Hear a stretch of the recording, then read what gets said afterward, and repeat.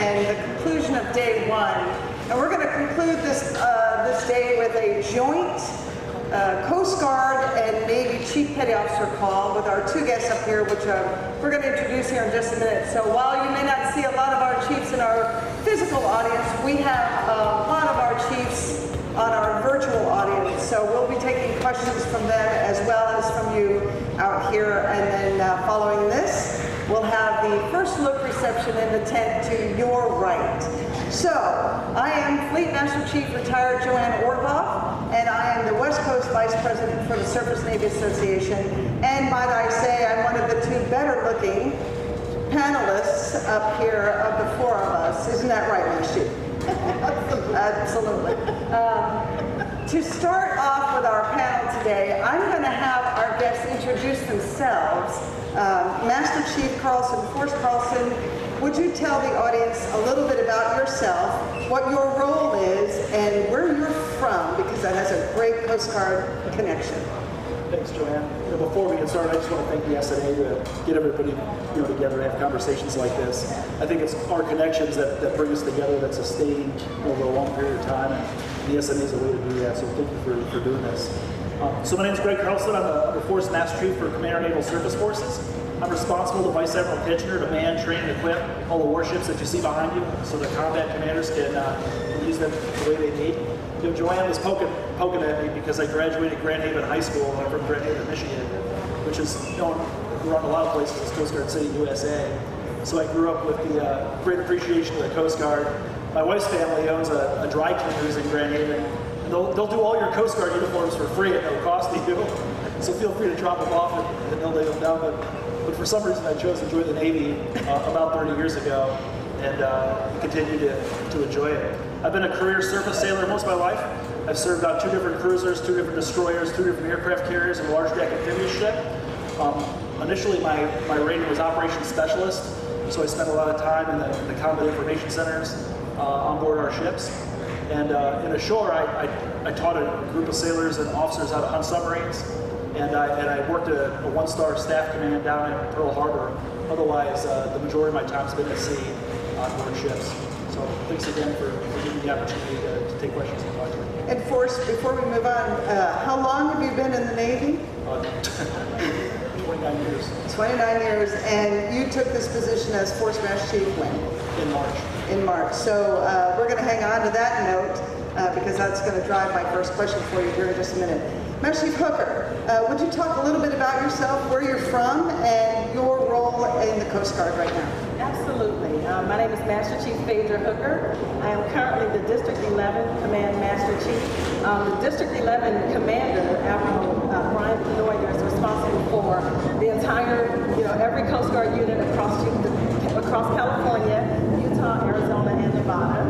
And my job is to support the people and the families that serve under my admiral within District 11. I've been in the Coast Guard almost 28 years. I'm a storekeeper by rating. Unlike the Navy, we don't lose our rating when we, put on badge, but I'm a storekeeper by rating, and one of the interesting things I like to tell people, because I don't know how many people can say this, but I spent 12 years in and around our Coast Guard headquarters in Washington, D.C., and I was finally freed when I got orders to sector San Francisco, which is another unit up in Northern California. So I'm really happy to be here and kind of kicking off this joint Chiefs call. I really appreciate the opportunity. Thank you, SNA and SNA leadership. Let's roll whenever you're ready. And trust me, this will not be our last. This is our first joint CPO gathering, CPO call, and it won't be our last. So for our audience, our virtual audience, if you would like to ask some questions, we're going to open up right from the beginning for those questions, so send them on in. And it looks like we have our first question for Coast Guard. So Master Chief Hooker, Jason Roberts, has there been any discussions at the, I'm going to spell out this acronym, at the COTM/CMC or higher, combining, let's see, we're going to start this again because I'm working this iPad and I'm technologically challenged. Take your time. Okay, so Jason Roberts says, has there been any discussion at the COTM CMC or higher services levels for combining a Navy and Coast Guard Chiefs call to the initiation season? You know what, not to my knowledge. I know down here, Master Chief Vine does a lot of joint CCTI stuff, which is our Chiefs call to initiation. And our Chiefs also participate when the Navy does their, is it Navy 360, CPO 360? I'm glad you asked, because we changed it back to initiation. Oh, okay.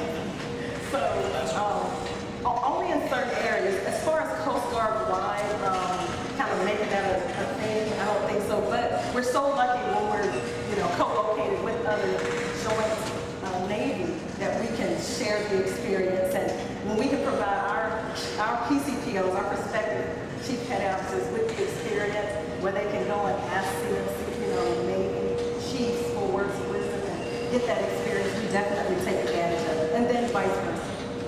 That's great, and the more we can do together, the better, because we're all sailors at that part, right? So thank you, Jason, for your question.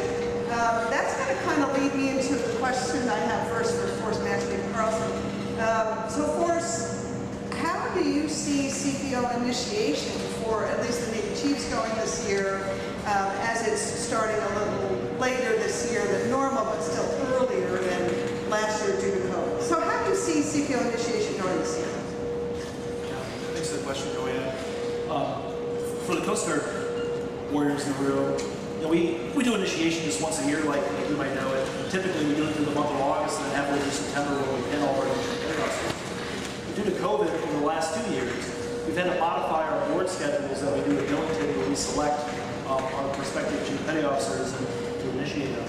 So this year, it's going to happen mostly in the month of October and half the month of November.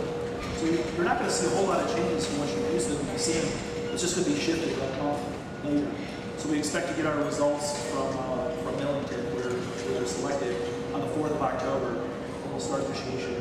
And just last week, we released our chief petty officer results for our reserve units, and so those folks will kind of remain in that sort of process up until when we get initiation really running in October. But you shouldn't see any changes from what you can currently see. It's going to be in the month of October. Excellent. Master Chief Hooker, my question for you, along the lines of training together, the Coast Guard and the Navy, the academies, how do you see that working in the future? Is it going to continue on? Are we going to keep, our chiefs working together in those academies, both Coast Guard and the Navy?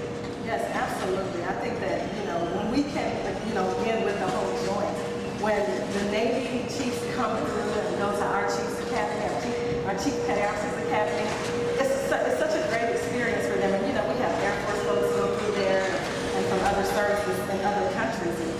So it's a great experience. And then when we go into Sergeant Major's Academy and other service academies, the information that we learn, the way that we kind of learn to speak each other's language, if you will, and work together as a team, I think that will definitely continue. As long as we can continue to get people in those seats, right? Because if you can't fill the seats go away. So as long as we continue to, encourage people to go to those academies and fill those seats, I think that will continue moving forward. The issue right now is, during my time, around 2007, we actually did an instructor swap with your school up in Long Island and our Chiefs Academy. And that worked well for many years. And we had Navy people coming to our school, and we still send Coast Guard people to your school. But at some point, they shortened that by a couple of days, which put it below the required amount of days for your school to count. And so the Navy folks just couldn't go, so they took their instructor back. But I would love personally, and that's something that we were talking earlier with Frank Tattoo about, is the Coast Guard to put more resources into this and make it a longer school again. And we could get all that back. Because there's a lot of value in those synergies. During my time, my battle buddy was Joe Camp and then Rick West. And we have remained close. Rick and I are still in business together. We wrote a book together. So, I mean, Navy and Coast Guard have close ties. This whole thing with the CTI and the chiefs, I mean, the other services, quite frankly, and I don't want to talk bad about them, they don't have what we have. I went to the Sergeant Major's Academy, and you had to be an E9 to kind of be there. But, the biggest thing I ever did was make chief. And it really is because the Coast Guard chief process we got from the Navy. And that whole value of being becoming a chief at the E7 pay grade, we got from the Navy, and it's amazing. Quite frankly, it's the strongest maritime force on earth because of our senior enlisters. And because our senior enlisters are so empowered, part of that is that process. And I'll shut up. No. And for our virtual audience, who you just heard from, Skip Bowen, is the retired Master Chief Petty Officer of the Coast Guard and is also our East Coast Vice President for the Surface Navy Association as we work together East and West Coast. So thank you, Skip. I appreciate that. And it is unfortunate that those days is short. The Navy, for me, will be the requirement for them to get that educational tick on their box. But hopefully our audience at large hears that, and we can move forward. I do appreciate that in your experience. Force, you took this role in March. What has been your biggest aha moment since you've been in this position? It's been interesting, mostly being a unit level, master chief running around on our ships and trying to take care of those problems. And all of a sudden, when you assume this role, kind of like all of a sudden you get situational awareness on 90 ships. And you start to look at problems just from a larger perspective. The budgets are larger, the people challenges are larger. But I'll tell you sort of the successes. And these last year and a half operating in COVID, it's just been incredible that we've always been able to answer the call. Right before I came here, I was in a flag meeting with all the service worker flag officers of the Navy over on North Island. And Southcom, the COCOM, dialed in. And there's the Coast Guard with 4 ships operating off of Haiti, integrated with the Marine Corps, helping Haitian people. The Coast Guard was the first folks on station out there. There's 4 ships. It's joined by the Navy ship Arlington. We're using them on the flight deck that were fielded with helicopters to continue to render aid to the Haitian people. And so I'll tell you that the aha moment is just getting a much larger perspective of all the problems. But I hold it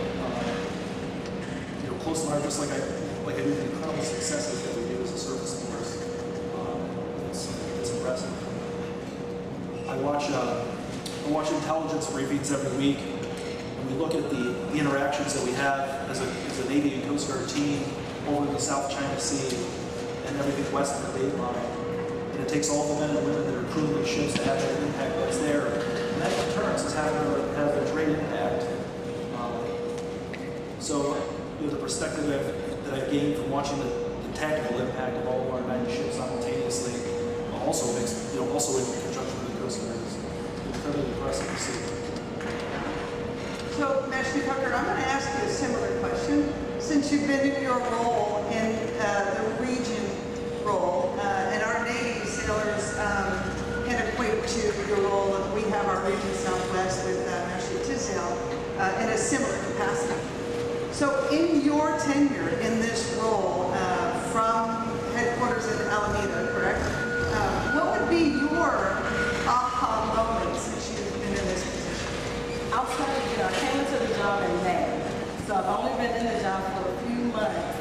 And one of the biggest things to me is similar to what you just said is, when you have that 10,000 foot view from the top and you're looking out and seeing just how much work our folks are doing across the region. All of the work that folks are going out, risking their lives and getting things done, and then receiving those briefings and the one pages where they're explaining what a small, what you're kind of going, the small station went out and did that. It's just impressive. Before I was at a sector, which is just one small little AOR, it's large, but in comparison to this, I get to see what everyone across the district is doing. my breath away with how impressive the work our folks are out there doing and how hard they work. And I go and do unit visits and people just don't complain. They're happy. They want to be employed. They want to be out there, getting the job done, but they also want to be cared for. So that's where I come in to make sure that, hey, are you okay? And our badges and our leaders are doing fantastic work. So I would say kind of that view, that bird's eye view, being able to look out and see what everybody is doing across the district. So what are your big plans for your next couple of years for the region? So I'll tell you, I came in hot, and one of my big things is, making sure that our Chiefs Mess is educated on all of our work-life programs. Resiliency is the key to our members being able to get out there and churn, just the way I was just talking about. And so we work the resiliency instruction, which takes all of our work-life programs, puts them in one instruction, and then makes some requirements that aren't necessarily Coast Guard requirements, like applied suicide intervention training, requiring members at our units to have that as a collateral duty. So we're doing that within the district and just focusing on those people things. How can I help shore up our people's resiliency and take care of them even more and help them take care of, each other? We aren't required to have operational stress control as another example in the Coast Guard. Well, across the district, we're requiring our members to receive operational stress control training, starting from the top down. We started with our COs and senior leaders, and we're rolling it out to get all of our chiefs trained. So those are really the people, passion, resiliency things that I'm focusing on, at least in this first year. And then we'll see what happens after that, because I think I'm going to hopefully check that out pretty quickly. Well, we'll check back with you in a couple of years to see if that's checked off and what else you have in store. So we do have another question that has come up from Victoria Couch, Sector San Diego. Outside of the CCTI, do the messes between the services ever come together for events or networking?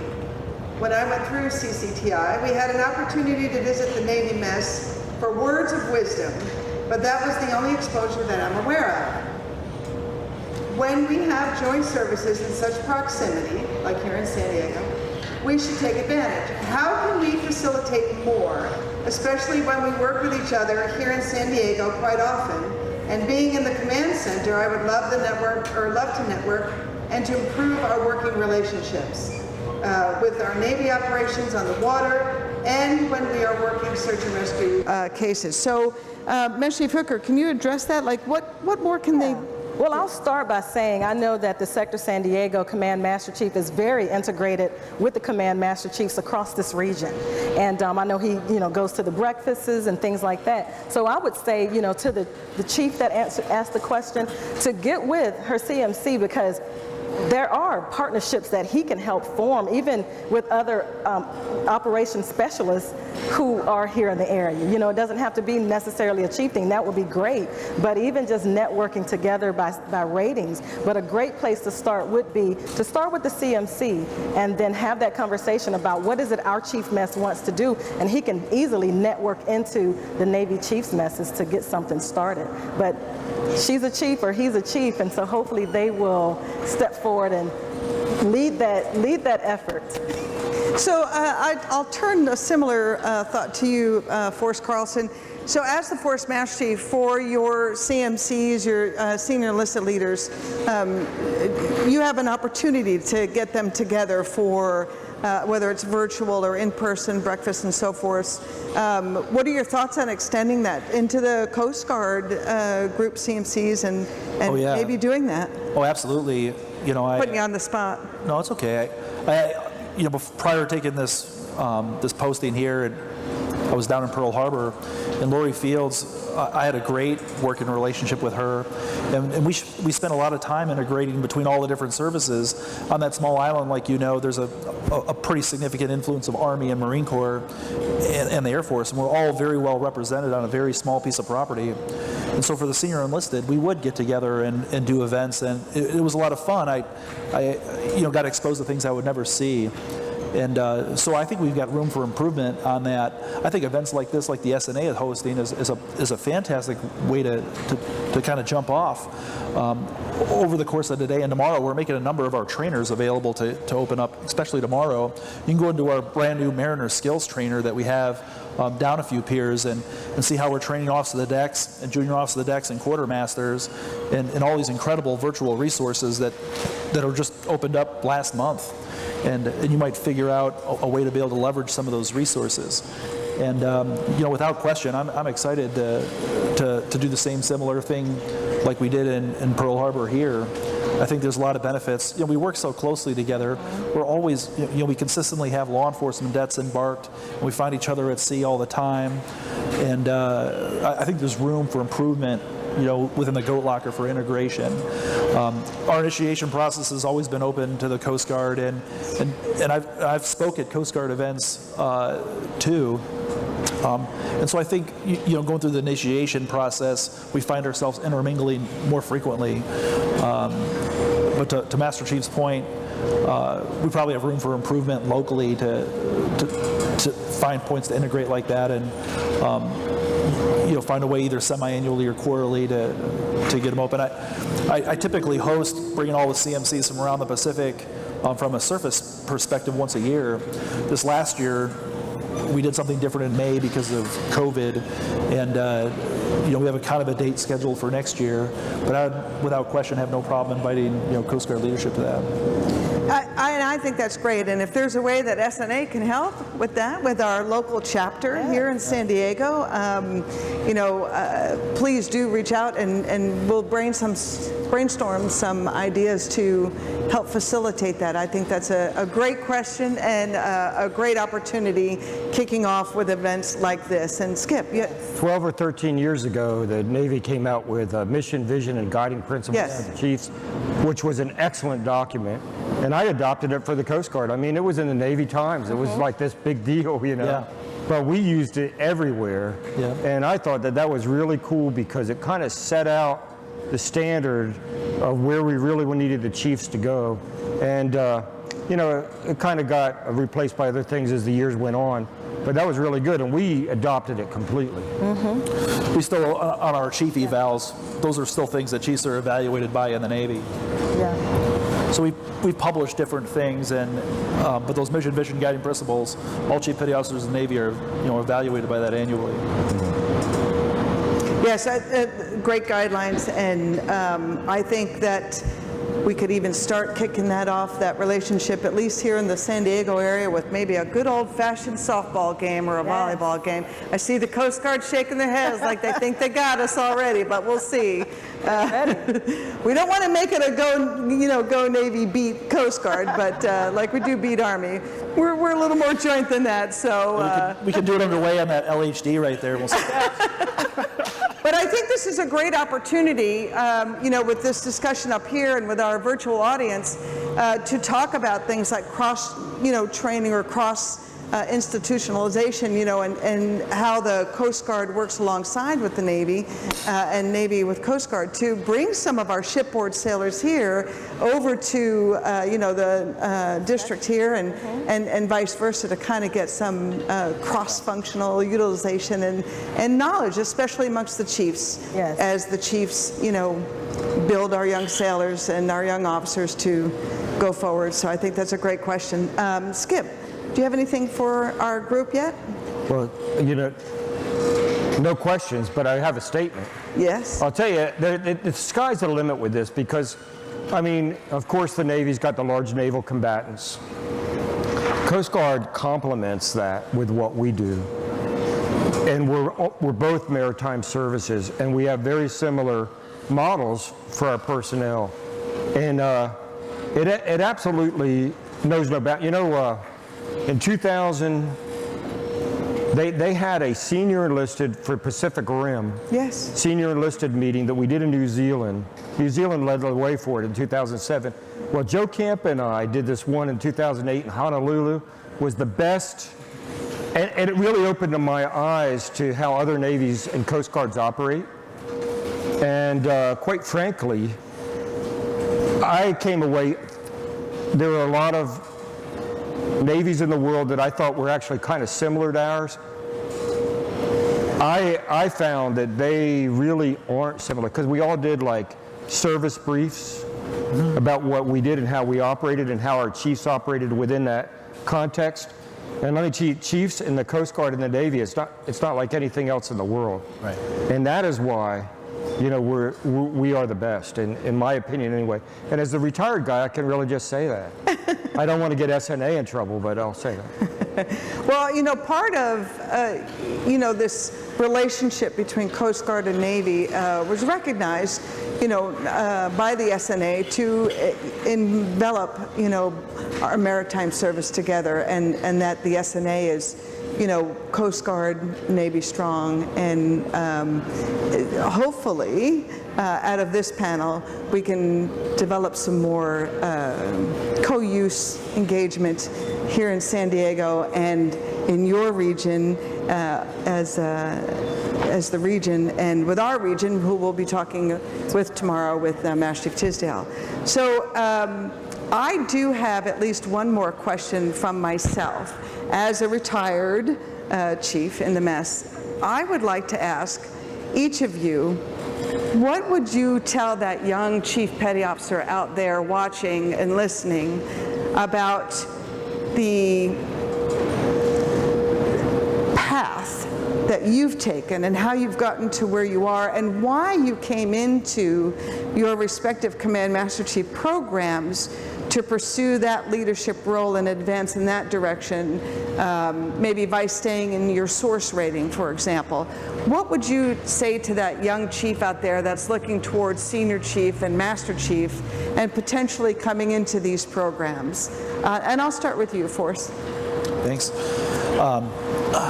So as an OS, as I was advancing, we kind of advance ourselves out of positions, because I would offer that almost every rate is unique in the Navy when it comes to this decision.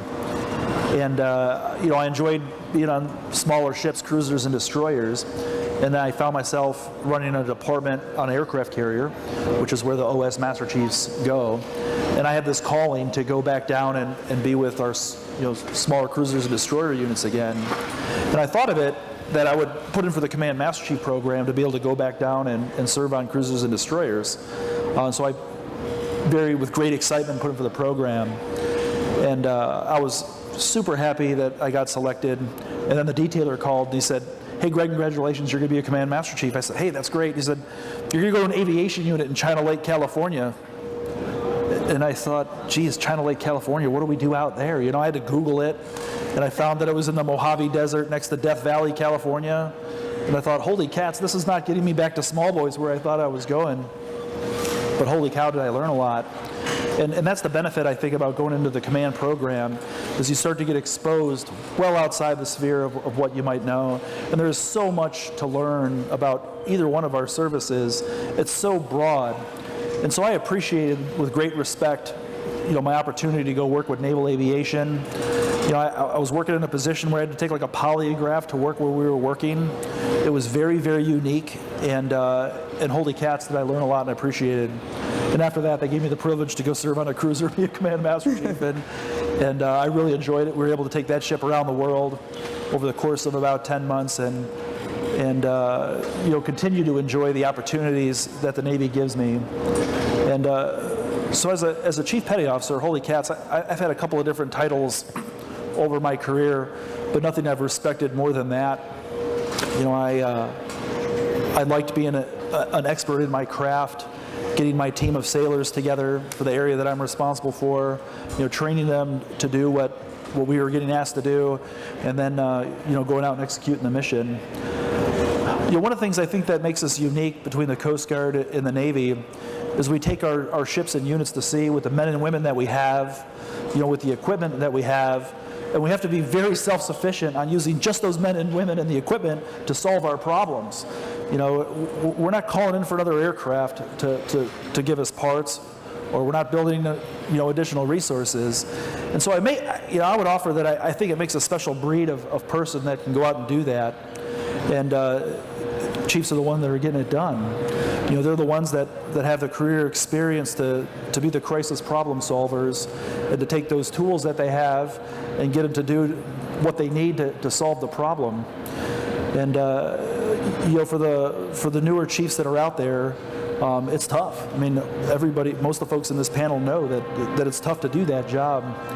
and to keep doing it and know that all of us have great respect for it.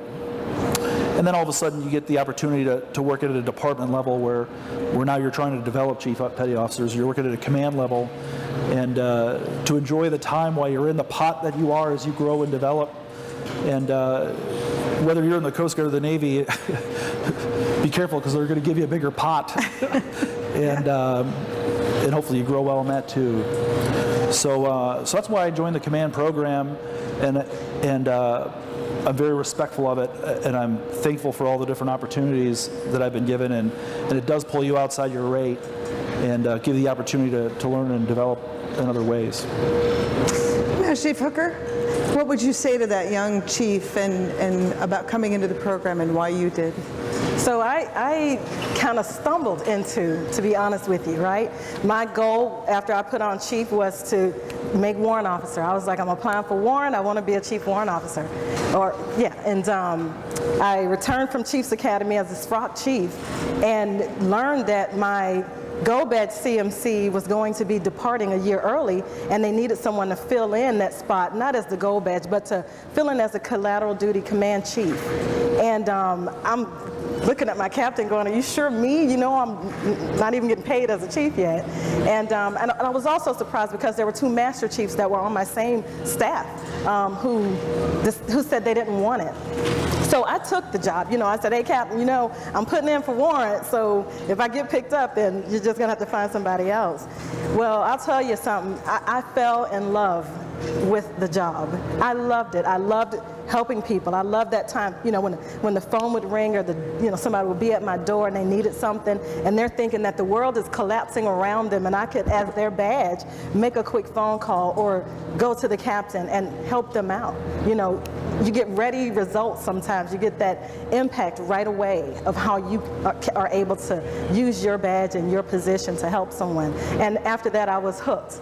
So I was like, okay, let me figure out what other opportunities, what other things do I need to do to go to, be a full-time badge. And I started doing those things. Not that I wasn't doing it before, but I really put myself out there in leadership positions, got my face out there, helped people as much as I could, mentored, all kinds, got on panels, and I did all of the things that needed to be done to set me up for success so that I could be competitive to come into this world. Because I was a storekeeper by rating, I said that before, and so I already had a passion for helping people. It brought me so much joy to bring people their supplies. I order it, it comes in, I take it to them, and they're just, yay, my part's here. So I was already kind of there. I just didn't know how fulfilling I would find this job, and I fell in love with it. So what I would say to any new chief who's, even thinking about going into the badge network, take advantage of opportunities. Had I told my captain, no thank you, I wouldn't be sitting here before you today. So take advantage of those opportunities, even if you don't think that they will build to be something else. Opportunities are there. Grab hold of them and live this life and experience this organization, as much as you can. So that would be what I would tell them. I love that. Grab that opportunity and find a part of yes to every no to get there. So we're going to wrap up this session now, but before we go, my first requirement to the audience, please join us at the reception at 1700 in the tents to your right. It is open for all of you. There will be some beverages and some food, but more importantly, you'll have an opportunity for the first look to see our vendors and our contributors and what they have to help you in your specialty in the Surface Navy and in the Coast Guard. So as we wrap up, what I'd like to do is offer a shout out to each one of you. And it could be to anyone or anything. And Skip, I'm going to do the first shout out to you. Well, I'll mention my dad, who was a Navy veteran who passed away last year. Oh, in his last months, he came to live with us. And there's a moment that I almost got to thank COVID because it created this moment where I was alone with my dad for a couple of months, and we were reading through these books that he had read as a kid. They were written in probably from 1914 through the 20s, and there was a series of books called the Battleship Boys. And what was interesting, one, my dad was absolutely, it was like he was a kid again as I read them to him. because he couldn't see very well anymore. And by the way, he was a World War II Korea guy. And but as I read him, you know, it was, one, it was a great moment with my dad, but two, you know, a lot of the things that we go through, it followed these two young men that joined the Navy prior to World War I, went through World War I, came up through the ranks, including Chief. And I was thinking through reading these books, you know, because they were honestly written during that time. They weren't something later. And I'm thinking, wow, there's nothing new under the sun, because some of these things are absolutely things that we grapple with, even though they were children's books. So if anybody ever picks them up, the Battleship Boys by, I think Patchen, it was like the... I like it. It was quite a moment for me. I like it. Now it's a new book for me to read. Master Chief Hooker, who's your shout out for? My shout out is to my grandmother. When I told her that I was joining the Coast Guard over almost 28 years ago, she said a word that I had never heard. She said, "I'm flabbergasted." Oh. And I was like, is that a good thing? I wasn't sure. You know, I'm from Mobile, Alabama, so, you know. And I honestly couldn't tell what that meant over the phone. And I remember talking to her later, and she was so shocked and just taken aback by the fact that I had joined. But I remember, you know, after I got out of boot camp, and I spent a little bit of time back in Mobile working at the recruiting office, and she was aglow with joy, you know, seeing me in my uniform. She was so proud, and ever since, you know, she's no longer flabbergasted. She's extremely proud of me, and she's where I get my work ethic, my hard work, you know, my compassion for people, how much I care. She taught me all of those things growing up, and so my shout out goes out to my grandmother, who, you know, I wouldn't be here obviously if it weren't for her, but for more reasons than genetics. So thank you for the time. Shout out to Grandma. Yes. And Force. Well, I think it's kind of fortuitous, because my shout out's going to go to the crew and the families of the mighty Rushmore that's moored over your shoulder. Yes. That warship and all of its sailors and all the families are going to be home port shifting to Sasebo, Japan in just a few short weeks. And I'm very respectful of what we ask from our service members. I knew when they joined that Rushmore team, they didn't think they'd be serving in Japan, but that's where they're headed, because that's where the nation needs them to be. So my shout out goes out to the sailors and the families of mighty Rushmore back there behind you. Right. Thank you for that. And I'll close with my shout out to all of our new Chief Petty Officers. Side note for all of our new Chief Petty Officers, you are offered from the SNA a 3-year complimentary membership. 3 years, so new Chief Petty Officers, no reason not to join us and get in on these panels and these audience questions and this participation and our future continued Coast Guard and Navy joint exercises and a little fun on the side. So thank you so much for joining us here live and joining us virtually and joining us for future SNA symposiums. Thank you.